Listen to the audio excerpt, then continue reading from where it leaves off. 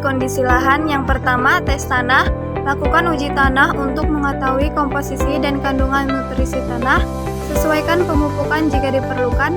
Yang kedua, penelitian pemasaran, analisis pasar untuk mengetahui permintaan dan potensi profitabilitas tanaman yang akan dibudidayakan. Yang ketiga, kondisi lingkungan. Perhatikan faktor-faktor seperti curah hujan, suhu, dan lingkungan lainnya yang dapat mempengaruhi budidaya. Pembersihan lahan. Yang pertama, menghilangkan gulma. Membersihkan lahan dari gulma dengan metode yang sesuai seperti mencangkul atau menggunakan herbisida. Yang kedua, pengolahan sampah. Buang sampah yang ada di lahan dan pastikan tidak ada benda-benda yang dapat menghambat pertumbuhan tanaman. Yang ketiga, penyusunan sampah organik. Proses sampah organik menjadi pupuk yang dapat memperbaiki kesuburan tanah.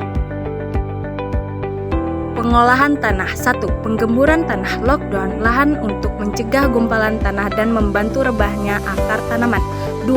Pengaturan tekstur tanah. Tambahkan kompos, pasir, atau bahan organik lainnya untuk meningkatkan kualitas tanah dan memperbaiki drainase. 3. Pencernaan irigasi. Tentukan sistem irigasi yang tepat untuk memastikan tanaman mendapatkan air yang cukup secara teratur. Infrastruktur pendukung. Yang pertama, pasang pagar untuk melindungi tanaman dari hewan pengganggu atau pencuri. Yang kedua, instalasi sistem penerangan, instalasi lampu, terutama jika budidaya dilakukan di daerah yang kurang cahaya. Yang ketiga, pembangunan greenhouse. Jika diperlukan, dirikan greenhouse untuk pengendalian suhu dan perlindungan tanaman.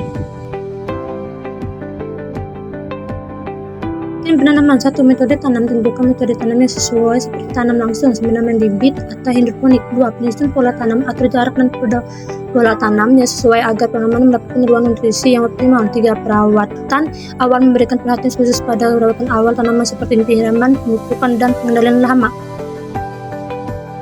Persiapan bibit atau benih. 1. Pilihlah bibit atau benih. Pilih bibit atau benih yang berkualitas dengan sesuai dengan tujuan budidaya. 2. Perlakuan para tanam. Lakukan perlakuan para tanam seperti peredaman benih atau pembibitan untuk meningkatkan kebersihan tumbuhan tanam.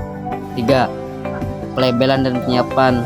Label dengan baik dan simpan bibit atau benih dengan cara yang benar agar tetap berkualitas.